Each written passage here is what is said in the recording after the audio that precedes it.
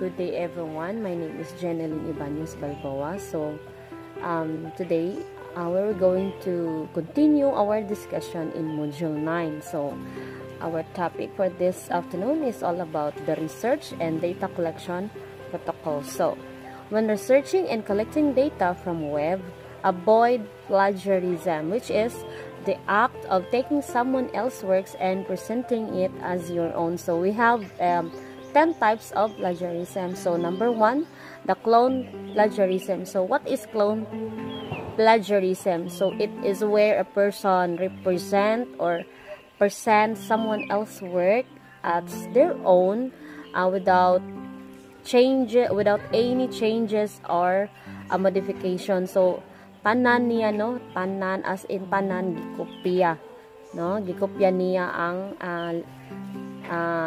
trabaho sa lain, no, then gipresent niya as nga iyaha.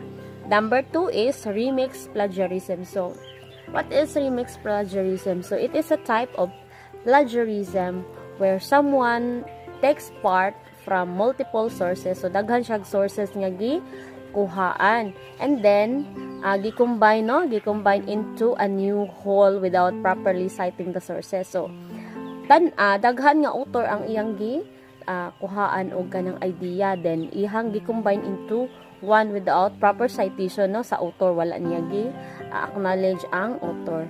Then number 3 is the control plus C or CTRL plus C plagiarism. So what is this? So it is a kanang copy paste, no? Copy paste, kanang direct copying someone else's work without giving proper credit and pasting it into one's own work as if it's were original content, no? As in copy paste lang niya tanan, no? Wala siya gi-change, then wala niya gi-acknowledge ang author. So gi-present gihapon niya as iyaha. Then next is hybrid plagiarism. So what is hybrid plagiarism? So it is a combination from different plagiarism. So na di ang clone, na di ang remix, na di ang control C, hybrid. So tanan nga halos tanan nga plagiarism, no, gi-combine niya munay tawag ana. Then gi-present niya as his own, no, gi-present, gi-kopya niya, nanguha siya dito sa lain nga author, sa lain-lain, as in gi-combine niya, then gi-present gyapon niya as is kanang iyaha. Then next is find replace plagiarism. So what is find replace plagiarism? So it refers to the specific type of plagiarism where someone copies content from a source and then replace a certain keyword. So ano siya kanang kumbaga giilisan lang niya, no, kumbaga synonyms lang, giilisan lang niya ang keywords which is kanang synonyms lang gihapon atong iyahang kopya. So nangopya ra gyapon siya. The next is recycle plagiarism. So what is recycle plagiarism? So it is reusing one's own previous published or submitted work. Kana ganing halimbawa imuhang nakay classmate nga, nakay friend nga third year nya, ikaw kita kay second year man, no? So ang iyahang dati nga trabaho, iyang dati nga gi-submit, no, kay may kaingon ka na pariharaman adto. So gikuha nimo, then imuha na po siyang imong gikuha, imong gisundog ang iyang trabaho, then imo na siyang gi-act nga, imo na siyang as kanang gi-own na nimo siya, no, gibago lang nimo siya, pero ato nga work, ato nga trabaho is na-submit na to siya dati, then imo lang siyang gikuha nimo siya, then gihimo, then inana nasabtan ninyo, guys. Next is mashup plagiarism. So mo gyapon ni siya, same lang gyapon ni siya na ano kanang nangupya lang gyapon, no, nangupya gyapon siya from multiple sources and together with kanang multiple, then gi-combine, no, then without proper citation gyapon, wala gi-acknowledge ang author. Then the next one is 404 error plagiarism. So unsa ni siya? So kani siya kanang naa siya citation, no?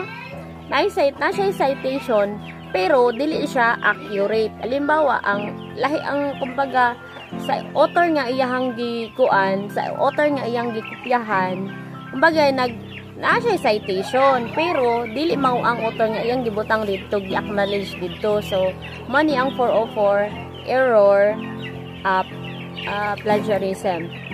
Next is aggregator plagiarism. So ang gihapon ni siya, involved gihapon ni it's compiling gihapon ni no information from different sources. Mo lang gihapon ni siya, nangupya ka sa lain-lain nga mga source, no? Then gi-compile nimo, and then gihimo nimo siya nga imuhan na, no? Kanang gi-compile nimo, then wala ka naghatag sa imong nga sarili nga insight, as in nangupya lang ka, then wala ka naghatag og kanang original nimo nga thoughts. Muna siya. Then, next is retweet. So, what is retweet? Plagiarism. So, copying someone else tweet and posting it. Halimbawa sa Facebook, no? Example sa Facebook, nakakita mo dito og kanang nindot nga content, no? Nice nga content. Then, inyong gi-screenshot. Then, pag human ninyong gi-screenshot, gi-crop ninyo siya para mawala tong nag-post, no? I-crop. Then, i-post ninyo i-post og balik, no? I-post ninyo og balik, then without giving credit to the katong nag-post ad to, katong nga content. As in, imo na siyang gangkon nga imuha. Pero, gikan na to siya sa lain nga, creator, sa Facebook content creator man na siya. So, retweet mo na siya tawag, no? So, nasabtan ra guys. So, let's continue. How to evaluate a website. So, number 1, you open the website. Siyempre, i-click na to ang link, ang site. Next is skim read. So, basahon nimo kung sa tong siya nga site, pang educational site ba na siya, kung depende kung unsa imong gipangita. Next is look for the answer to your question. Syempre, kay nag-open man ka og site, sunod jud kay gipangita, no? So, kung unsa imong gipangita, basahon nimo kung tama bang imong site nga nasudlan, tama ba? The next is consider the credibility of the author. So, nakita na nimo nakita na nimo ang imong question, anay tubag didto. So, dili nimo i-act as your own, dili nimo siya i-own, no? If you have to acknowledge the author, no? Imo gid siyang naagid siya proper citation. Next is consider the purpose of the site. So kung mag-open ka, consider nimo ang site kung para asa to siya, for educational purpose ba siya, na ba kanang open ang imuhang mind kung para asa siya. Next is look for the date.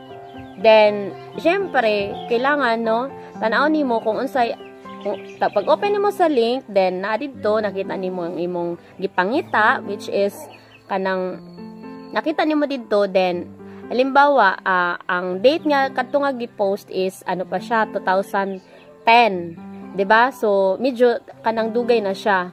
Then karon 2024, then tanaw gyud nimong date, which is basin og naay mas kanang bag-o nga post, mas bag-o nga kanang content nga kapareho lang gihapon sa imong gagipangita. So which is mo to siya ang pinaka-latest. So mo na importante gid siya nga mangitaw nimo ang date, petsa ana niya.